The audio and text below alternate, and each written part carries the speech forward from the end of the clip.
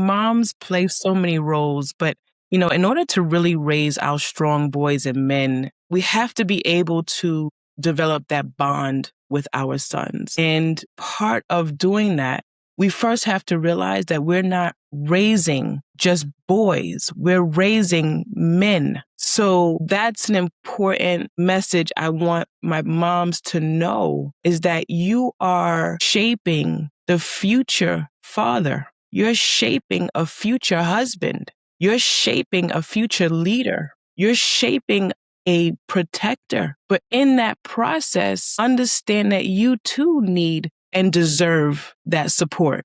Welcome to The Power of Family, the podcast where we help families talk, listen, and connect across generations. I'm your host, Terry Willis. Before we begin, if this podcast has been meaningful to you, please take a moment to subscribe, share it with someone who needs it, and leave a review. It helps us reach more families with conversations that matter.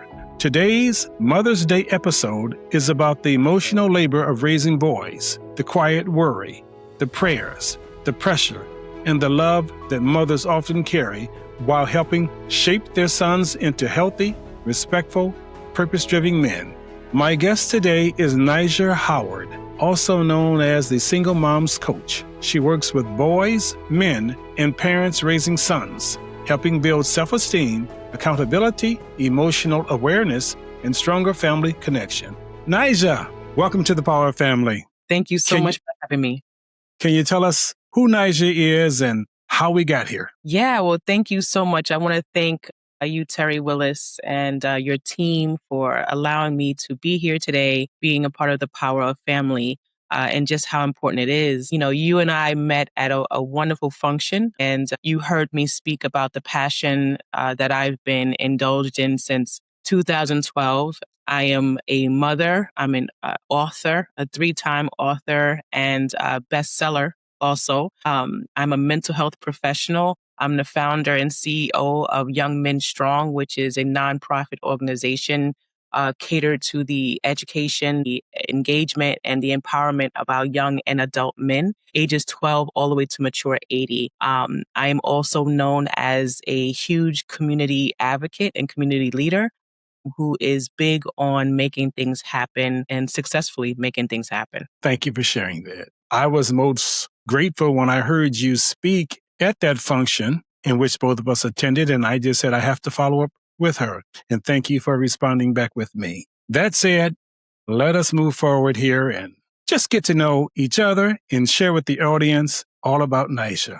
That said, for those who are meeting you for the first time, can you share a little bit about what led you to become known as the Single Moms Coach? Absolutely. I raised my son as a solo parent, and, it was not an easy road, but a rewarding one. And I remember the challenge was not necessarily for me raising him as it was for me trying to knock down the barriers that was trying to force me into believing that I wasn't enough to raise my son into a strong man because I was a woman and because his father was not present in the home. And so I had to push past those antiquated philosophies and beliefs in order to help him become the best man that he could be so that he could become a wonderful father and husband one day. And I realized that the struggles that mothers, especially strong moms, the struggle that we have is that, when it comes to raising our sons, is that we're carrying emotional, financial challenges, loads of heavy challenges that no one sees. And many of our young men who are growing up in these solo parent households are needing that guidance, that structure.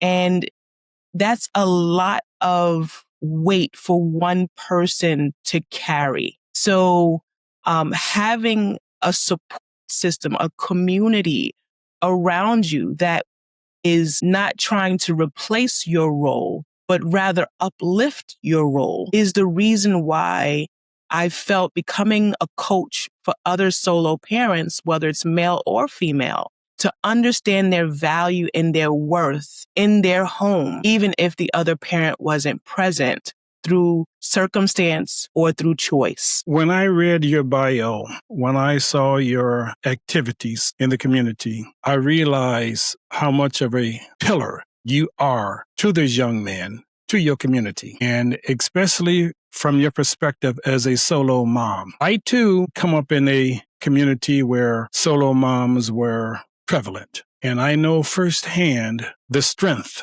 that it takes for individuals like you to move forward in raising sons. I cannot commend you enough. I cannot give you enough kudos for what you have carried on your shoulders and what you will continue to carry forward in the work that you do for the community. That said, where is your next journey here? Or what obstacles do you see that still lie in front of you? Where is the work at still to be done? And we know there's a lot of work still to be done. But what part or how can you carve a niche into that? You know, that's such a powerful and loaded question. There's so many facets and ways that can be addressed, especially when we focus on the power of mother. You know, let me just say that men play such a powerful, significant, and important role in our households. My role as the leader in this community as I impact young and adult men is to instill in our men, instill in them how important they are to the young men that they brought into the world. Yes. It is so important for them to realize that how they think, how they feel, and how they show up will replicate into their sons if they don't do it properly. If you're absent, or even if you're there but you're not present, all of that impacts the next generation of young men who grow up feeling invisible, incomplete, or isolated. And in order to mend those gaps, we have mothers who are doing the best they can to fill those roles that they were not ever meant to provide solo.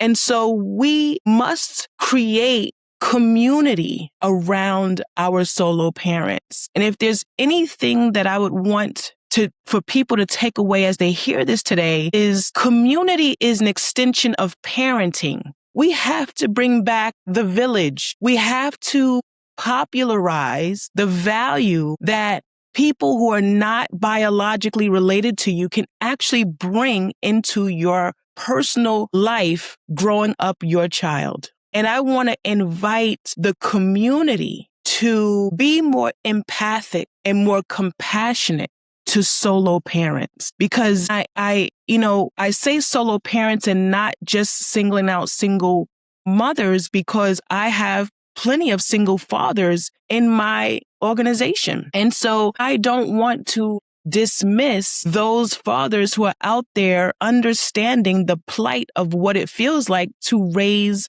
a human being solo. What I want to bring light to is that it doesn't matter your gender role. It's the emotional labor that a solo parent has to carry while they're raising that young lady or young man to be the next generation of success. So when I look at my solo parents, I want people to be more empathic. Understand that these single parents are carrying worry every day. They're carrying, the pressures of having to protect their children every day. They're worrying about if the information that they're passing on to their children is effective and going to lead them down a road of making the right decision. They have to encourage their sons every day. They're making sacrifices for their sons every day. And while they're doing it, there's so many solo parents that in the process of pouring so much into their children, they're often neglecting themselves in the process. So if there's anything, Terry, that I would want the listeners to take away today is be more community, be more supportive to those solo parents who are out there really working hard to make sure their sons become great men and their daughters become great women. Wow. When you were sharing the work that solo parents have done there, I could think no more than what I've gone through in my life, all of the solo parents that I've seen and I will continue to see until I'm gone. And I think of the work that you are carrying on. I think of the work that I have stepped onto this road to contribute in my own right to what you're doing, and how we all are working for the betterment of our community, whether it's grandparents, parents, or the children themselves. You and I and others like us, we understand that we are that village, and we're not just speaking of it takes a village, but we are the pillars of that village, because villages do not operate by themselves. It works on people, making them function. And the work that you are doing, again, I say to you, God bless you for all that you're doing. And it's not for selfish reasons. It is for those who are in your community who we understand the burdens or the heavy weight in which they carry in their day-to-day survival. But you are that support system that they need. I'm working to also be that same thing, because I was once a young man myself, and I've matured unto this age where I am right now. So I too understand it. And anything I could do to help you along your journey, you can rest assured that Terry, he will be there as best he can. I want to pose this question, though. When we talk about the emotional labor of raising boys, what do you think mothers are carrying that often goes unseen or unspoken? That's such a great question. First of all, we have to realize that mothers, are exhausted. Mothers are tired, not because they're failing, but because they're carrying so much without any kind of support. And because I was that mom, thank God, I have been able to successfully achieve my goal of raising my offspring. But I remember, and he's successful today, but I remember, I know what it feels like to raise a son while still trying not to lose yourself as a woman. And mothers need to know that they're not alone in this journey of raising their sons. But I want to invite my mothers who are listening today to learn to take constructive criticism when it comes to raising your sons. The reason why I've been very successful in this field of helping the young and the adult men find their pathway, and that's a very unique space to be in, because not every woman can dominate in that field. I utilize my lived experience, my observations, my studies in school to help shape, form, and provide insight, wisdom, and knowledge to helping young and adult men find their voice, creating a safe space for them to be their best self. And part of how I do that is by using evidence-based approaches like the strength-based approach, cognitive behavioral therapy. I utilize these methodologies to help our young and adult men realize that if they did go down a wrong road, what did you learn from that experience? And now, how are you going to pivot and do it differently or do it better? And so we have to be able to create lanes for our boys and men that gives them permission to just speak. When just recently we lost a beautiful young boy in our community, Jaden Pierre. He was 15 years old, and he was gunned down by the hands of another young Black boy, 18 years old. And when you and I met that day, I spoke about that. Yes, you did.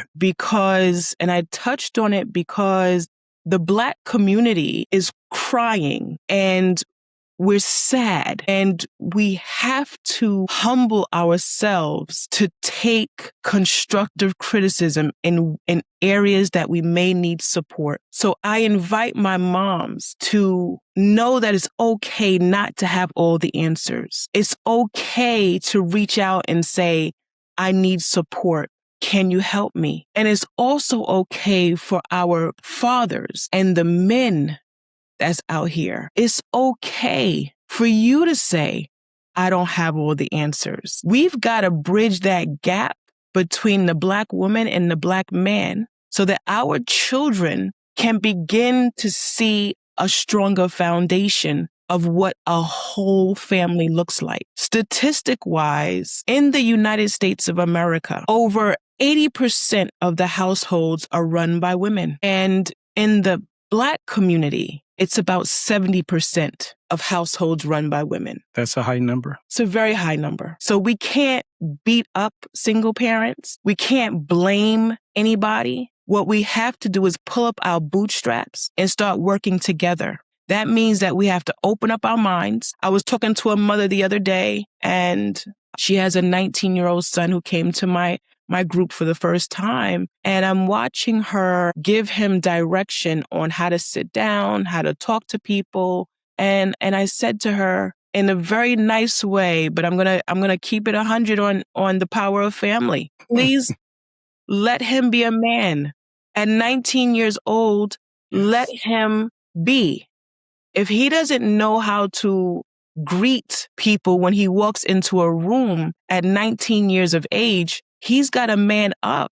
And the men that is in that environment is going to help him to realize that that is not how you show up when you walk into a room. So our young men need structure.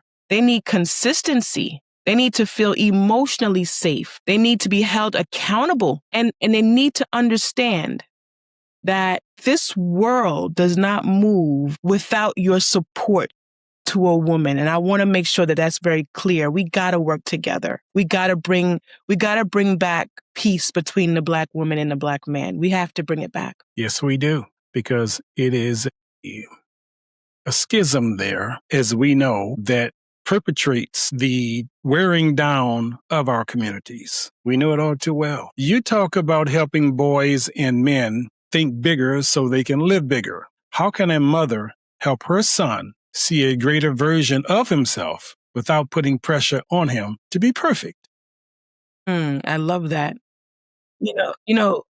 Terry, our boys, they need discipline, but not more than they need direction. And I want to invite, my moms out there who are raising their sons to understand that if your son doesn't talk, if he doesn't speak much, more than likely it's because he feels like he's being lectured or constantly corrected. So I want to invite my single moms out there, listen to your son. Don't just be so quick to lecture.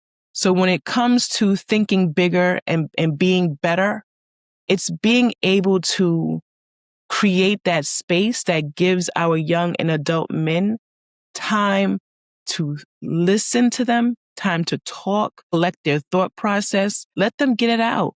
Let them say what it is they need to say. Understand where they're coming from. Meet them where they are, and then be able to provide some kind of direction.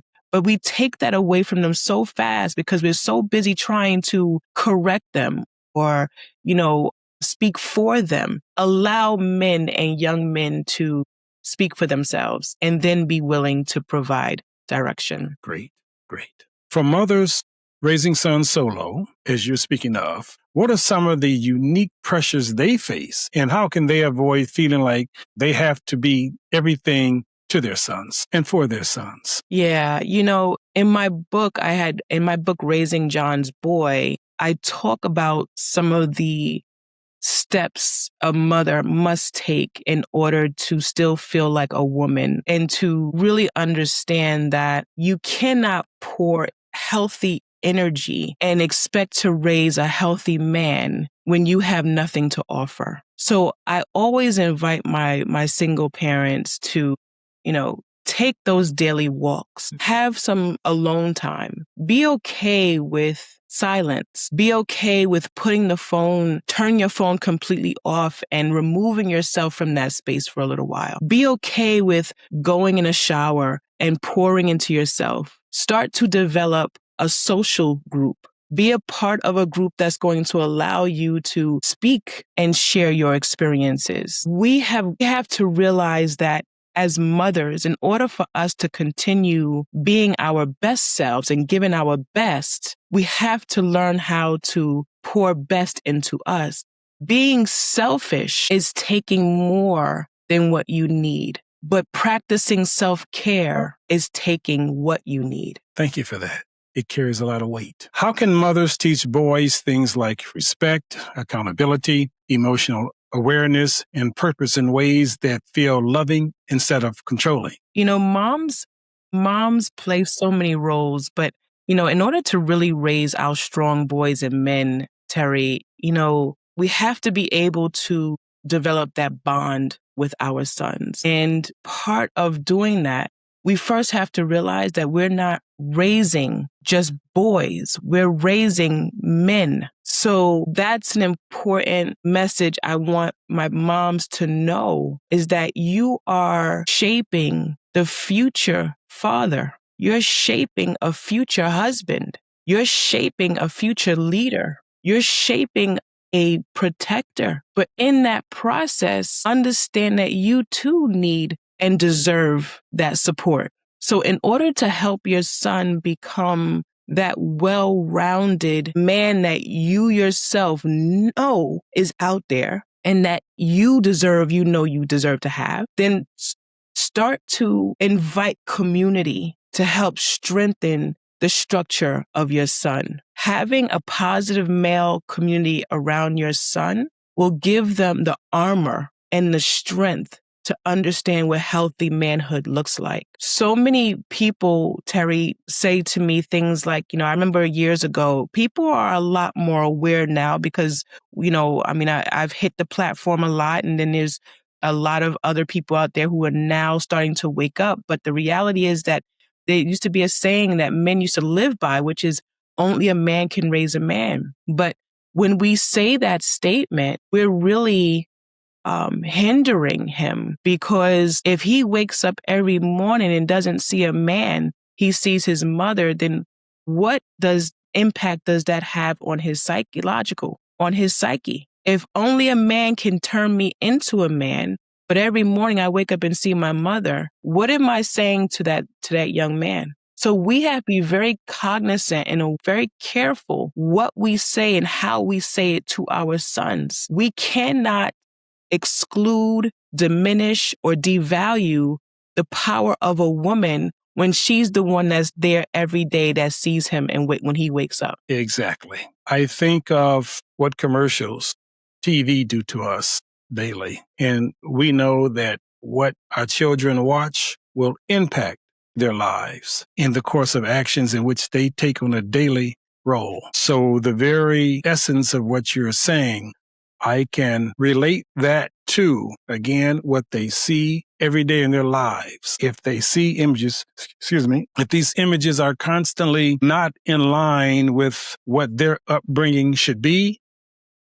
then their lives are going to be in trouble. Because as we know, there are a lot of vices out here in the streets that are lurking around the corner, just waiting on them to make that wrong turn. And we don't want to see them go that way. It's like the incident that you described about the young man being shot by another young black man. Those incidents are still happening too often in our communities. Yeah. It's happening too often because we as adults, we know how they get there to that point. But yet that village is not, to me, living up to its part and lessening.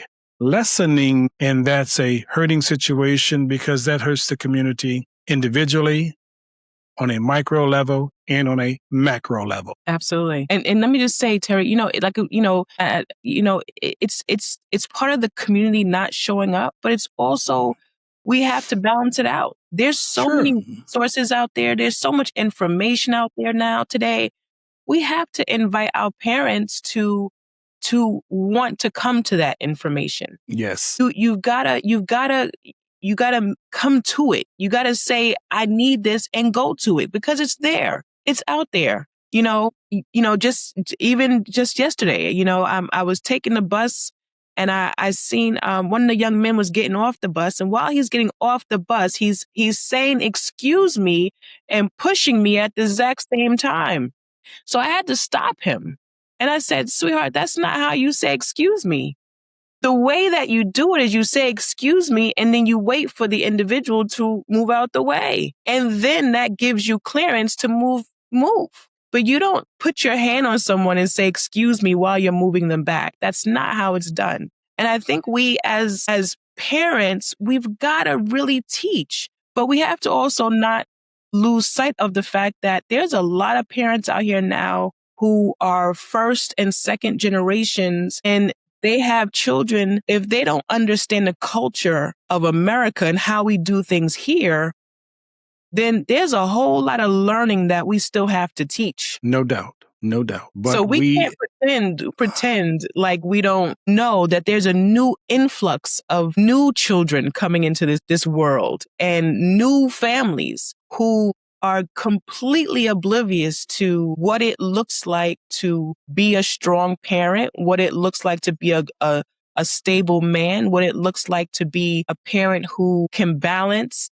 And this is not to point blame at a father or a mother. No. This is to bring reality to the fact that we have work to do. And there are people that we can't assume that because they're adults and because they walk the same pathway you do, that they understand the rights and the wrongs of how things are done. And that's why our role, Terry, and what we do to help uplift the community is so important, because the education can't stop. The information cannot linger. We have to keep pouring. We have to keep doing it, because there are individuals out here who look like adults, but they still have very young mindsets because they don't know. So we have to perform like people don't know and still pour out the information. So, we have to realize that, many of our boys, they don't just need discipline. They need to be redirected. They need guidance, they need structure, and we have to not pretend like, my kid has it all, or I'm a parent and I got all the answers. That's not how it works. Everybody plays a part. As a parent, you have to humble yourself and say, hey, I'm reaching out for support because I don't have all the answers. As a father, you have to say, I'm here, but I don't know how to be because my father never taught me. So can you show me? And as children, we have to say, listen, when we see our young boys carrying out in anger is a very healthy emotion. But what that really oftentimes in young men, what that often means is there's a hidden undergird feeling of rejection or fear or, feeling isolated and alone. And so we have to realize that this anger, where is it coming from? And be able to identify that. And if you as a parent don't know how to identify that or don't know where to go, reach out to your folks. I know I'm here with Young Men Strong. There's other organizations out here that are doing the work. Reach out for support. Stop thinking that you have all the answers. Because we don't. What role does communication play in the mother-son relationship, especially when a boy starts becoming more quiet, distant, and guarded? I tell you, communication is everything. When it comes to really building that bond between your son, I'm going to say it again. If you are a mother, listen more than lecture. If you want to build that effective communication, listen to him. You can guide his conversation, but don't steal his voice. The other thing I would say is, in order to build that bond and really build that communication, to really build that trust, start to create routines and activities that only you and him do. It could be something, with young men, as long as it's an activity and it's something that's consistent, that's how you really start to strengthen their trust for you. You start to develop that sense of feeling safe, making them feel safe that they could be around you. Let me also say to my moms out there is in order to build communication, you can correct their behavior, not their identity. And what I mean by that is if they do something wrong, you can provide a consequence, but don't let that consequence emasculate who they are as a young man growing up because he reminds you of the father that maybe disappointed you. Well, did you hit that Boy, did you hit the nail on the head there. Yeah. That one. Yeah. That great divider. That great divider. That great divider. Yeah. That great divider. Yeah. Yeah. Your message says, when we strengthen our boys and men, we stabilize our girls and women. What does that mean to you, especially in the context of family healing and legacy? So let me just say this. Young men are often taught to suppress their emotions before they even understand them. Many mothers are carrying that emotional load silently while raising their sons as best that they can. When we strengthen our young men and our adult men, we are stabilizing our families, our relationships, and our entire community. It's not just about calling a man a king without teaching him the steps to becoming one. You have to give him substance to earn his crown. In order to understand manhood, he has to understand what is under his hood. And part of that is his family, his work, his spirituality, his community, and owning himself. So when we strengthen our boys and our men, we stabilize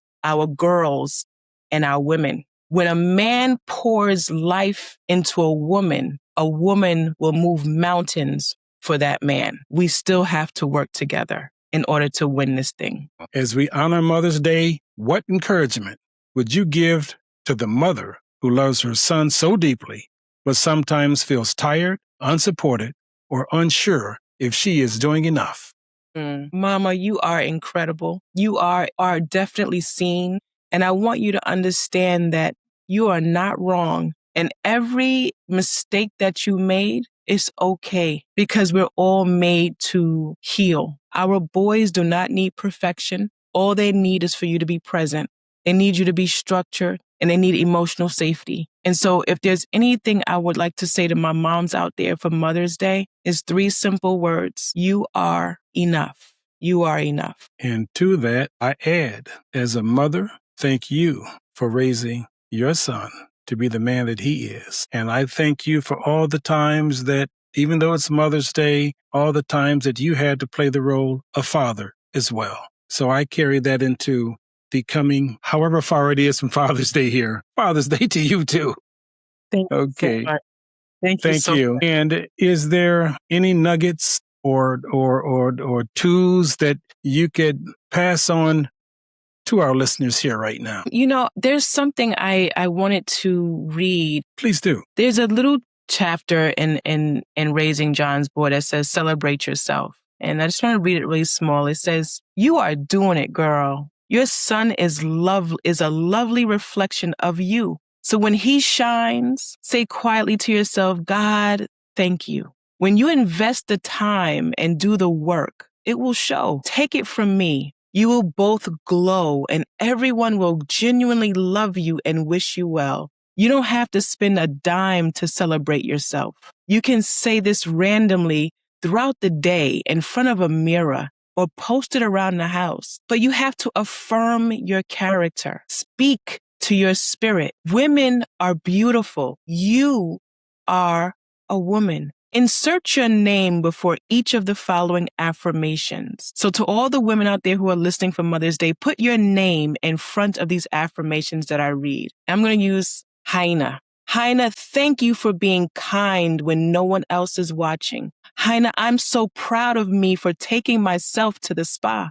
Haina, I am the best. I am successfully juggling it all. Haina, my son looks great, and that's because of me. Haina, look at that pretty smile, beautiful hair, and healthy body. Haina, you are worthy of a day off, and today is the day. Haina, my soul feels like listening to my favorite music. Haina, I am treating you out to dinner tonight. Everything on the best in the menu. These are just great ways to tell yourself, I love you, I see you, and you matter. So I just wanted to share that because oftentimes today in this world, Terry, we always think that in order to celebrate ourselves, we have to go get our nails done, our hair done, go get, our makeup done, get new clothes. I just want to say that you don't have to spend a dime to pour into yourself and to glow yourself up. All you have to do is tell yourself how much you matter. Start to see what's around you and know that you did that. You accomplished that, and give yourself some praise. The Lord says that when the praises go up, the blessings come down. And because He lives within all of us, it's important that you lift Him up. So if He lives in you, then you have to lift you up. So lift yourself up so that your blessings can pour all over you. Wonderfully, beautifully spoken. Beautiful words, wonderful words of life. Thank you for all in which you've shared here today. Thank you for the work you've done. Thank you for the work you will continuously do. And where there is a will, there's a way. I would like to extend whatever I can into helping you do that work, because the men and boys in your community need it. And may you spread that beyond your community, across this state and across this nation. If someone wants to reach out to you, please tell them how and where and what and when. If you would like to reach out to me, please feel free to call me. The office line is 929-260-4970. Again, that's 929-260-4970. If that's filled up, you can always email my office at youngmenstrong@gmail.com or go to youngmenstrong.org. But however, I'm here, and it's all about building community around our sons. We just built, I just want to make this really small statement for those who don't know. After 13 years, I started Young Men Strong because of the murder of Trayvon Martin.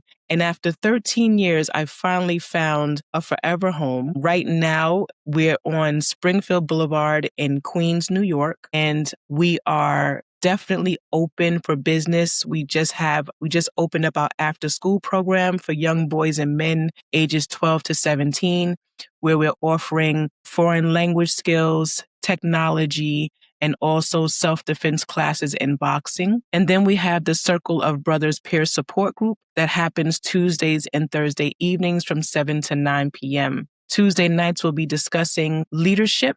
And on Thursdays, it's a circle of brothers where they're disclosing whatever they're going through. And we help to dispel that. And that is led by our mental health clinician and facilitator, Mr. Don Sinkfield. So it's a wonderful community for young and adult men. And we are the first of its kind. And I hope that we can continue to build a wonderful relationship with all the young boys and men in our community and beyond. Thank you. And if I could be of any help, of any service, please let me know. Thank you, Terry. Nijah, thank you for being here on The Power of Family. Thank you for having me. To every mother listening, I hope this conversation reminds you that what you carry matters, even when it goes unseen. Your love, your presence, and your willingness to keep showing up can make a lasting difference in your son's life. If this episode encouraged you, please subscribe to The Power of Family, share it with another parent, and leave a review. Your support helps us continue creating conversations around family,